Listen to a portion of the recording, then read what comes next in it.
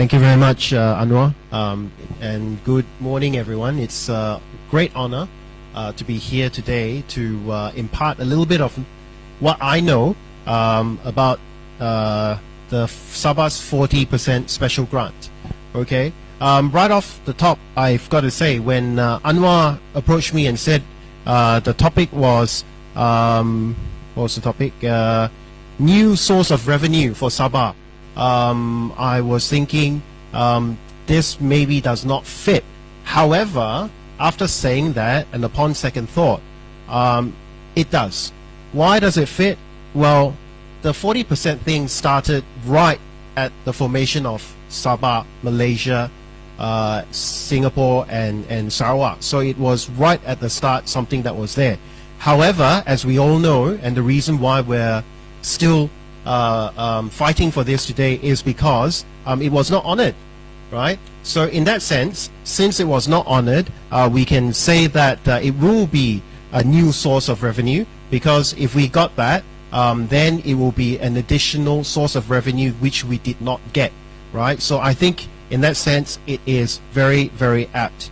So I want to be conducting this talk today in a very layman terms, all right, because it is not an easy subject. I look at the federal constitution and I read it over and over again. I can't understand it. Okay, it refers to many different sections, many different parts. You look at the 10th schedule, you look at part 3 of the 10th schedule, you look at part 5 of the 10th schedule, you look at part 4 of the 10th schedule, in order to work out what your 112C 40% entitlement is. All right, so it's certainly not easy. So what I will try to do today is to impart it as simply as I can, so that people can understand what the 40% is or isn't, so that we can have a better idea. So in essence, trying to demystify this 40% thing. And right off the top, I'd like to say that this 40% thing is also something that was promised at the formation of Malaysia. It is obviously constitutional. So what it means is this. Now, when we get into a wedding, a marriage, what happens? Two parties will negotiate with each other, right? In a way, negotiation. So when we have children, where are the children going to go, right? Where are we going to live, assuming that you come from different places? So one party may be in Singapore, one party may be in Sabah, and you decide that you want to get married. How do you get married? What are the terms of marriage? We will settle down in A. If we have children, say one person's Muslim, one person's another religion. So, well, okay, sorry, no, Muslim's not a good example. Christian and say Buddhist, okay? Say a Christian and Buddhist. They get married. So when we have children, what will the children be? Will they be Christian or will they be Buddhist? All of these things are what you would talk about when you enter into a marriage, correct? Right? You, in order to see how you can keep the marriage from moving on. So in essence, that's what the 40% term was. When Malaya, Sabah, and Sarawak were formed to form Malaysia, this was the promise. This was how I will take care of Sabah. All right, how I will take care of Sabah, and this 40% was right off the bat there. All right, this is one of the promises for the marriage to keep happening. So as you can see, one of the main terms of how we were meant to stay married together is now no longer being honored. Right, so that is a big deal. All right, because it was a term of how we would get married and how we would keep the family together. And I think I'll also say, before I move on to these parts, what has happened in the past 60 years. So in the next Malaysia Day, it will be Malaysia's 60th anniversary, right? Yes, 60th anniversary. Now what does that mean? What it means is this: all this time we have been promised our 40%, however, we have not gotten there. What have we managed to achieve, notwithstanding that we've had so many governments? I'll tell you what we've managed to achieve. We have managed to achieve agree to disagree. Okay, this is actually written on one of the special committees. And how many special committees have we had? I don't know, right? We've had many special committees looking into our MA 63, making different promises. But one of the promises that I've seen, sorry, one of the conclusions that I've seen in one of these special committees is agree to disagree. You know what that means? There's no agreement, right? What it means is that, sorry, I can't, neither party can accept what each other is saying, so we just agree to disagree. And I think that is honestly a terrible conclusion to how we negotiate on MA 63. Because why? One of the key essence is we just don't know what it is, right? Like I said, I read the Constitution and I read it over and over again. I call up so-called experts and ask them, what does this mean, right? And then they will say something, and then I say, but doesn't it mean this? And then they think, and then they say, oh yes, you do have a point, all right? So what it means is that it's not easy to understand, all right? So let me quickly go through this. What is this special grant? It is basically in addition to other grants. This is very special to Sabah, this 40% thing. No other state in Malaysia has got this special sweetheart deal, okay? We managed to get a good deal, and that's why we should insist on it, because this was one of the terms why we joined Malaysia. I had a conversation with Datuk Yapat Leong about a week ago. Datuk Yapat Leong was one of the people who were involved in the formation of Malaysia, right? And he in fact was the one who came up with the 40% thing. And what did he say? He said that the 40% was based on his time spent in Australia, where he studied the federal and state revenue situation. And in Australia, they have this formula sharing as well. So he took it, adopted it, and passed it on to the leaders that were during that day, Kusak Chu and all these people, and they translated it into what you see before you in the Constitution. So what he is saying is that basically this was a special deal, and I was made to understand from Datuk Yap, everyone was left to their own devices.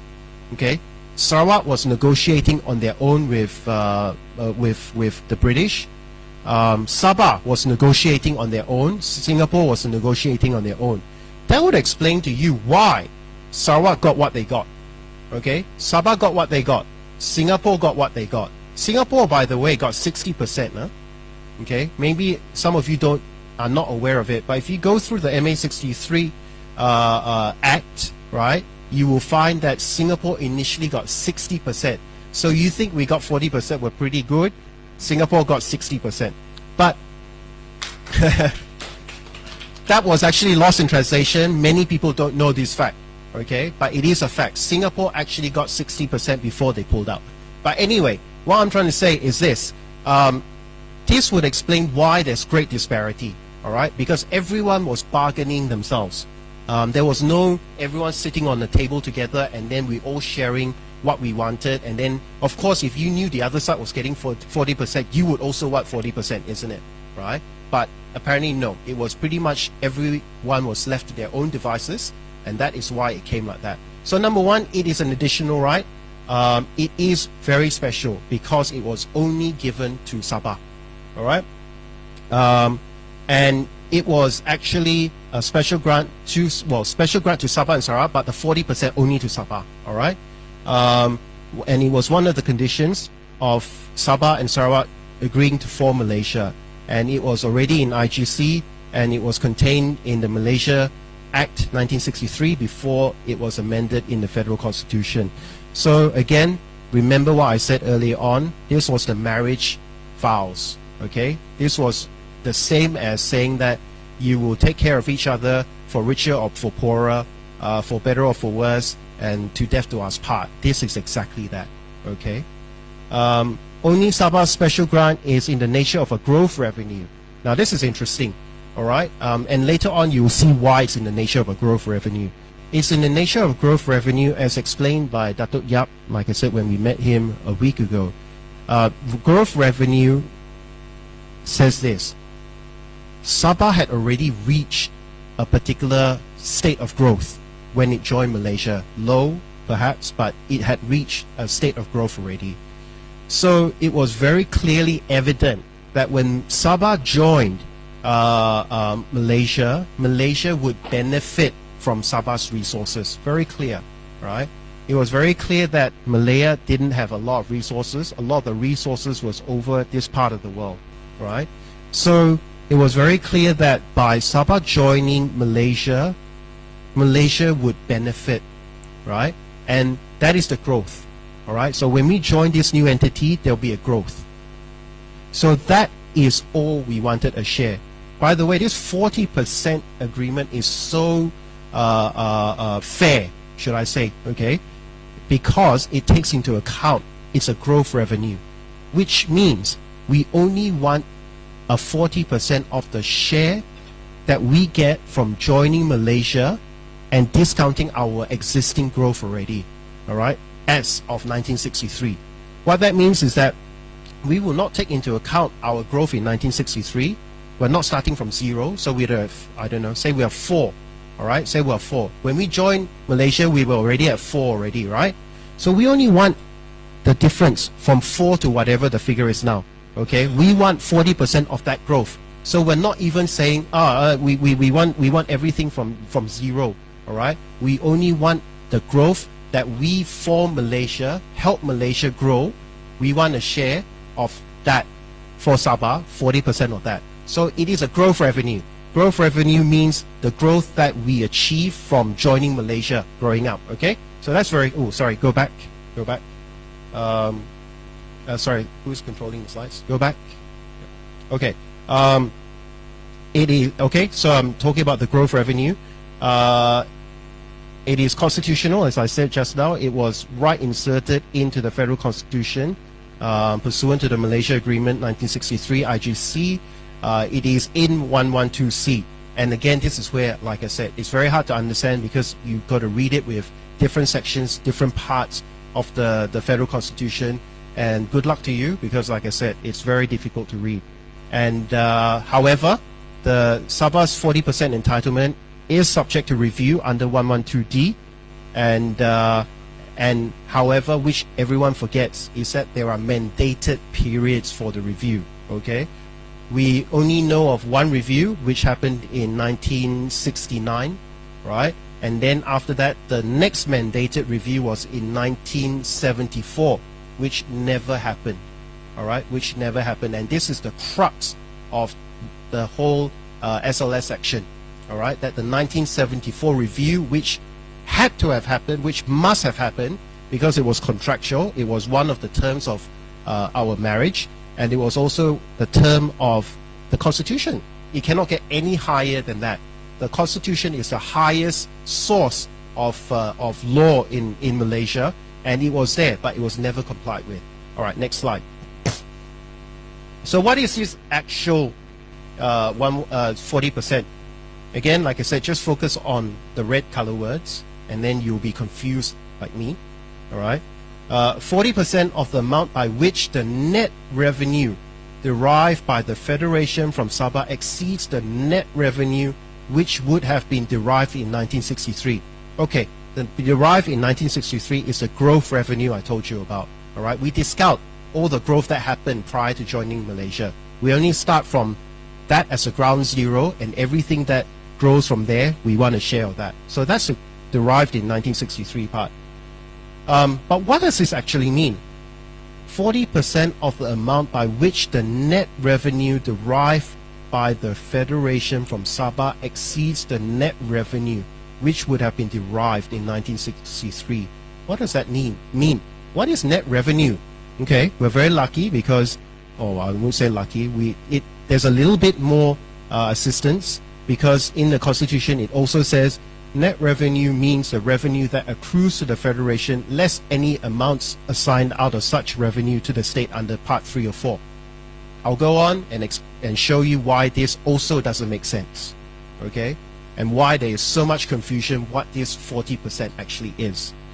But suffice to say, net revenue includes income tax, petroleum income tax, import, export, and excise duties, goods and services tax, from Petronas, it should also cover revenues that are indirectly derived from Sabah. For example, and everyone talks about this, income tax paid in Kuala Lumpur by corporations which operate in Sabah, and perhaps Petronas dividends ultimately derived from operations in Sabah because they would pay their taxes in West Malaysia. Ooh, sorry. Yep. All right, next, I'm going to have to rush through all of this. Okay. This is part 3. Most of you would never ever get to see this because you probably never opened the Federal Constitution. Okay. So this is part 3. Part 3 is something that is assigned to all states. Okay. The whole of all the states in Malaysia has this. Part 3. Okay. Many things, so we get this. These are state taxes that we can raise. All right. And then part 5 is what is special to Sabah and Sarawak. Okay. So Sabah and Sarawak gets part 3 and part 5.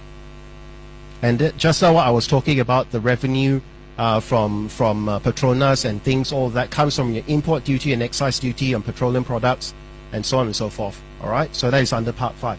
So this is what we get in addition to the 40%. This is not your 40%, okay? This is what we all get. Part 3 is what all the states get, and part 5 is what Sabah and Sarawak gets. All right, next slide. So what is a short history of the implementation of 40%? Between 1963 to 1968, nothing. All right, there's nothing there. There was no implementation of this.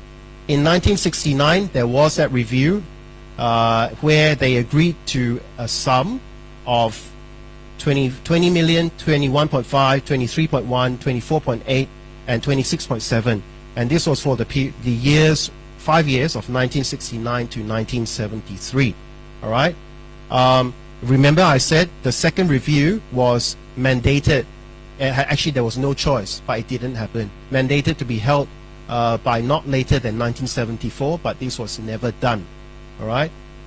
What happened next was the 2022 review, okay, which is not the 1974 review. Don't get it wrong. The 1974 review never happened. A review happened in 2022, and what did the review say in 2022? For the years 2022 to 2026, these are the figures that we are getting. That was a review done. All right. Question: what is this figure? And I can tell you this figure is not. There's no calculation for this figure. All right, because it was just a figure that was offered to us, and we may have negotiated, but we took it. But it has no basis. Is it 1%? Is it 2%? Is it 3%? 4%? 0.1%? Nobody knows. Okay? It's just a figure that was offered on the table. We took it. Okay?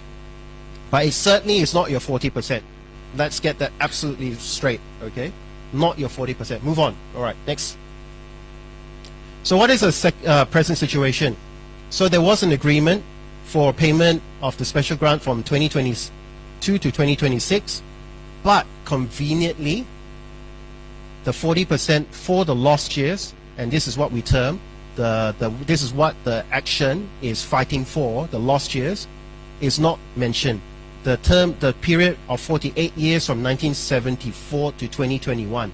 Now, those of you who have read the order, okay, the order for the 2022 to 2026, you realize that it makes no mention of the lost years. All right, it's nothing. It just talks about 2022 to 2026. It makes no mention of the lost years, and this is why the action is here. The action is saying you must have dealt with the lost years as well, because you were mandated, required to do so in 1974. All right, so that is the action. We are saying that you cannot have just looked at 2022 to 2026. You must also have dealt with the lost years somewhere in the order. But if you all read the order, there's nothing inside there. Okay, all it says is that 2022 to 2026, this is the amount. All right, but there's no mention at all about the lost years. And those lost years are critical, crucial, because they're in billions of dollars. And we're not talking about low billions. We're talking about high billions. All right. So, so that is the action. And what we managed to do was in 11th of November 2022, succeeded in getting leave. Leave is a judicial review is two-stage process. Number one, you need the court to give you permission, okay, to proceed. After you get permission, you argue the merits of the case, all right? Most judicial review, dare I say, fails at the first level. You do not get leave. And the reason for it is, it's a legal term, it's called locus, because you have no standing, all right? Unfortunately, Malaysia traditionally has applied very strict locus, meaning you cannot be a busybody, okay, and go and file an action to try to say that the government made a mistake in the decisions that they made.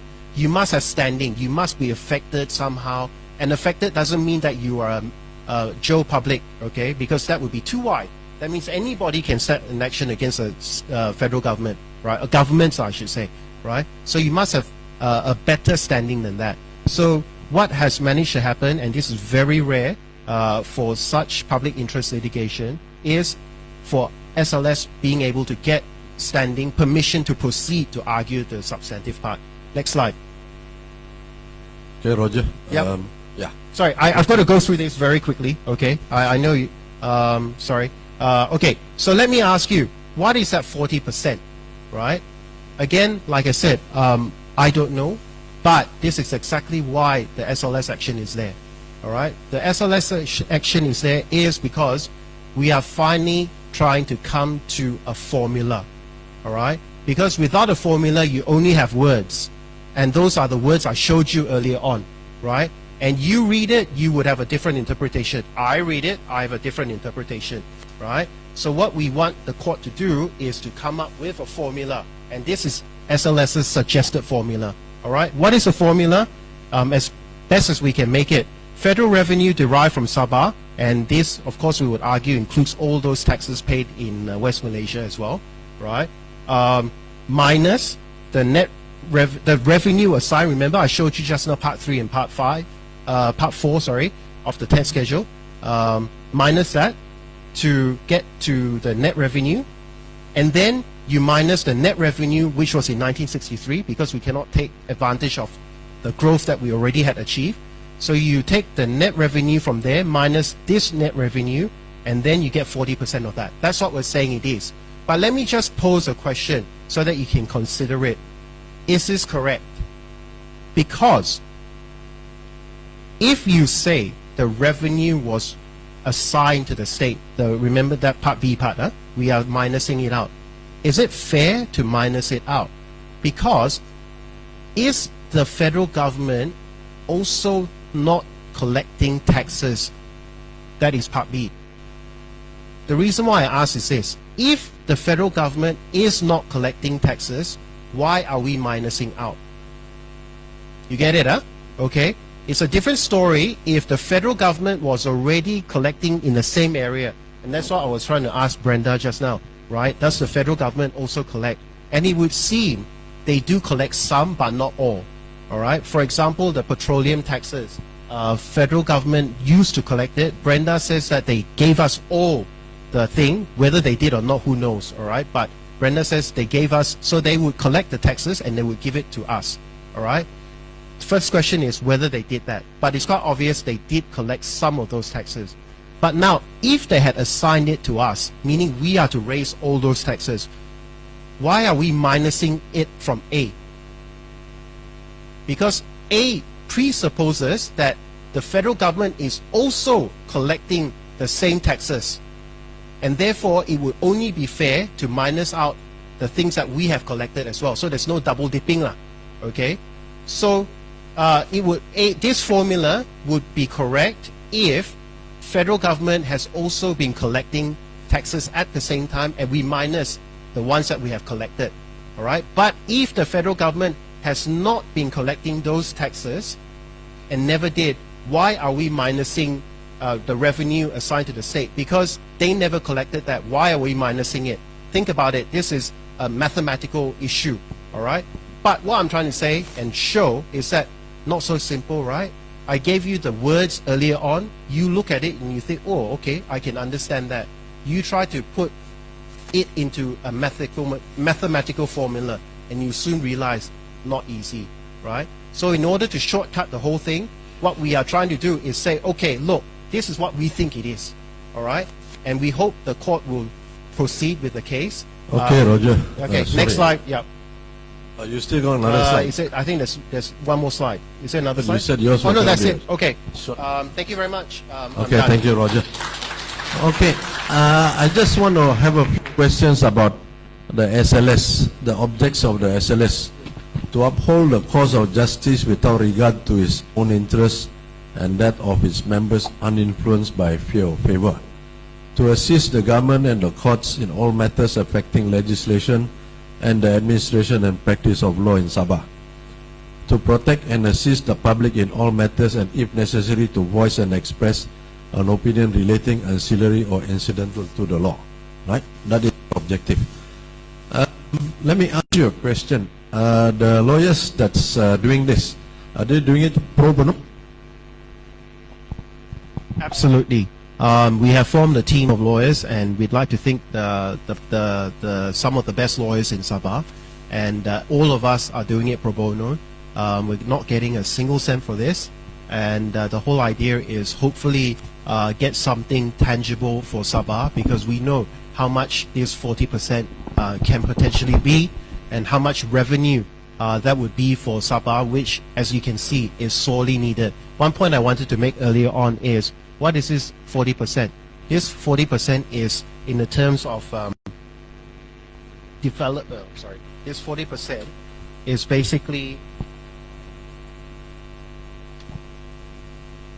to provide for the development needs of Sabah. Okay, that's what this Sabah 40% is. So when we go around seeing that for more than 24 hours in one day, I did not have electricity in my house, right? And this actually happened just a month ago. And we do not have sufficient water. What happened to our development? Obviously, this source of revenue is very important for Sabah, and that is why SLS, given our objectives, and which is a statutory objective, by the way, because SLS is a statutory body, right? We are created by statute, and this is what we must do, and that's exactly what we're doing. And yes, it's done pro bono. Thank you. Well done, SLS. I just want to take issue with you, what you said just now, which is that when we join Malaysia, I find that a bit... Okay.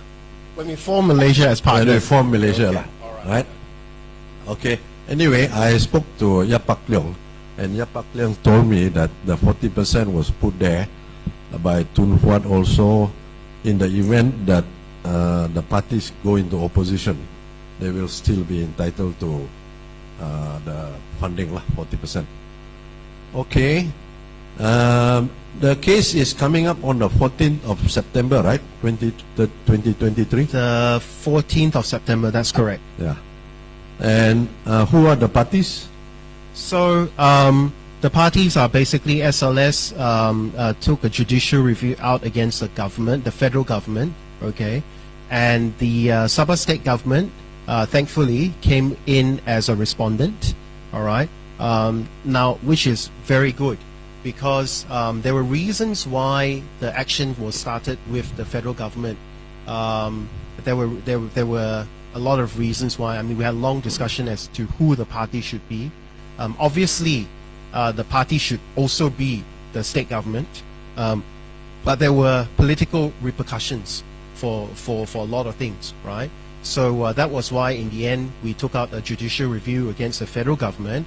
And thankfully, like I said, the state government joined in as a party, and that is very important, because if there is a favorable decision, it also means it binds the state government. All right, very crucial part.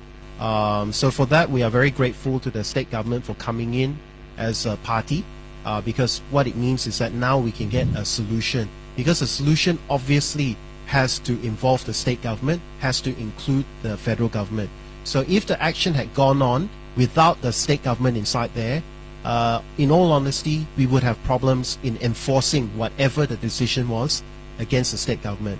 So by the very fact that the state government is inside, it means that they are a party to the action, And because they're a party to the action, whatever decision that comes out will also bind the state government. So that is a very good turn of events that the state government came in as a party. What is your message to the public for the 14th of September?